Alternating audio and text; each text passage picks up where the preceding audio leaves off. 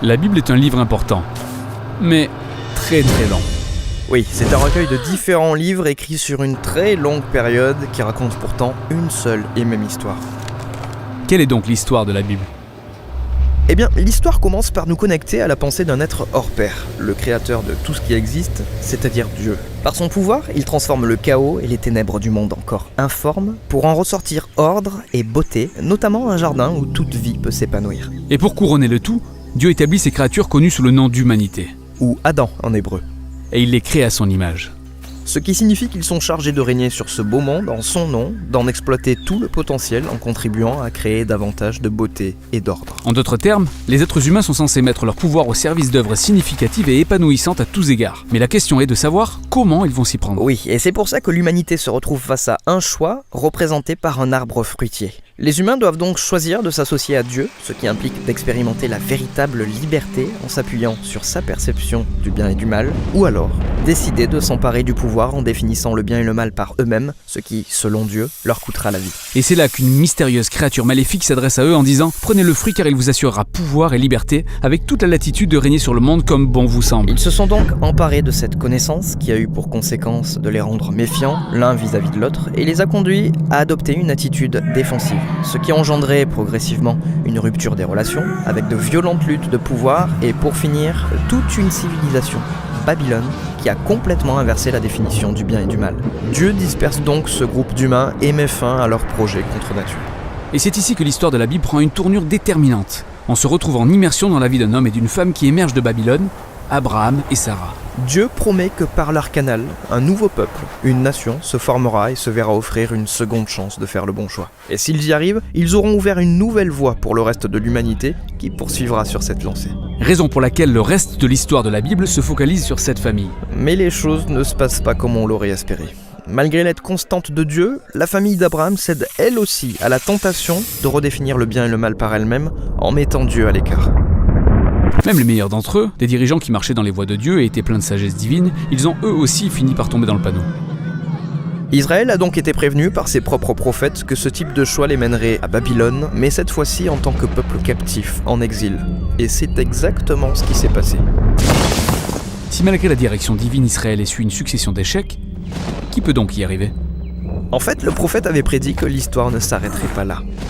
Car Dieu suscitera au sein d'Israël un nouveau leader qui portera leurs fautes, afin de régénérer le cœur et l'esprit du peuple pour les amener à faire le bon choix. C'est là que s'achève la première partie de la Bible appelée l'Ancien Testament, avec toutes ces promesses qui restent en suspens.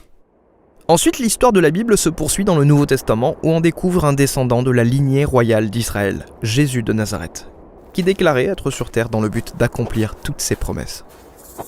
Il a réussi à résister au pouvoir de cette mystérieuse force maléfique à laquelle toute l'humanité avait cédé. Il annonce ensuite qu'à travers lui, le règne de Dieu est venu s'établir sur terre. Jésus a approfondi la véritable définition du bien et du mal selon Dieu en précisant que le véritable pouvoir consistait à servir les autres. En clair, seuls ceux qui aiment les pauvres et aussi leurs ennemis règnent véritablement sur le monde selon Jésus. Plutôt déroutant ces propos. Cela dit, c'est très beau comme concept. Tout comme l'est la véritable identité de Jésus qui se précise au fil de l'histoire. Il est Dieu fait homme, venu incarner pour le compte d'Israël et pour toute l'humanité, un idéal que nous n'aurions jamais réussi à atteindre par nos propres moyens. Il est venu payer à notre place les conséquences de notre méchanceté et son amour sacrificiel a démontré beaucoup plus de puissance que le mal et la mort combinés. Et là, l'humanité se trouve à nouveau confrontée à un autre choix. Représenté par un nouvel arbre. Celui de persister dans ses vieilles habitudes ou de s'aventurer sur une toute nouvelle voie. Et dans l'histoire, ceux qui choisissent la voie de Jésus se voient équipés par la puissance propre à Dieu.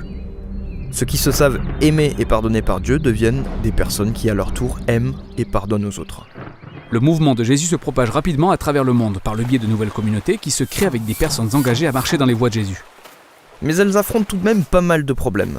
Leurs difficultés extérieures venaient du fait qu'elles étaient persécutées par les autorités et leurs problèmes internes étaient dus à une forme de confusion, voire de compromis qu'elles pouvaient expérimenter. Effectivement, parce que suivre Jésus est, loin d'être facile. Les apôtres en tant que leaders du mouvement écrivaient donc des lettres pour rassurer et inciter ces communautés à demeurer fidèles à Jésus dans cette voie éprouvante qu'il a initiée. Il les amenait aussi à maintenir leur espérance sur le retour de Jésus, étant donné qu'il viendrait tout remettre en ordre. La Bible s'achève donc en nous renvoyant vers un jour à venir où toutes les injustices seront réparées, où le mal sera éradiqué, Les cieux et la terre fusionneront et l'humanité régnera dans un monde en parfaite harmonie avec l'amour et la puissance de Dieu.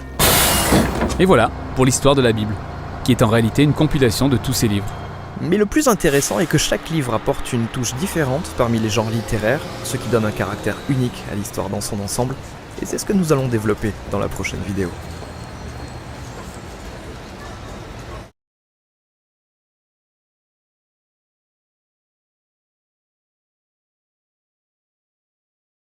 La première fois que j'avais regardé cette vidéo, je m'étais posé la question de savoir est-ce qu'il n'y a pas quelqu'un par hasard ou par exemple derrière tout ça.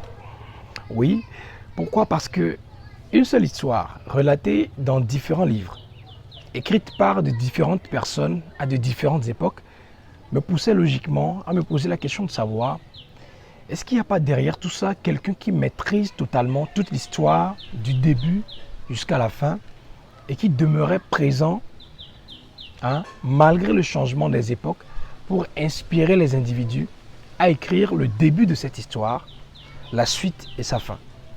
En ce moment, je ne voulais pas tout de suite conclure que c'était Dieu, parce que j'entendais des choses sur Dieu, etc. et consorts.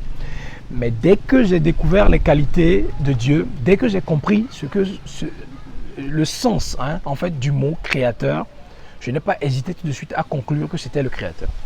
Et c'est ce que nous allons essayer de faire tous ensemble jeudi prochain. Parce que nous allons découvrir jeudi qui est le créateur, qui est réellement Dieu. À bientôt pour plus de prise de conscience.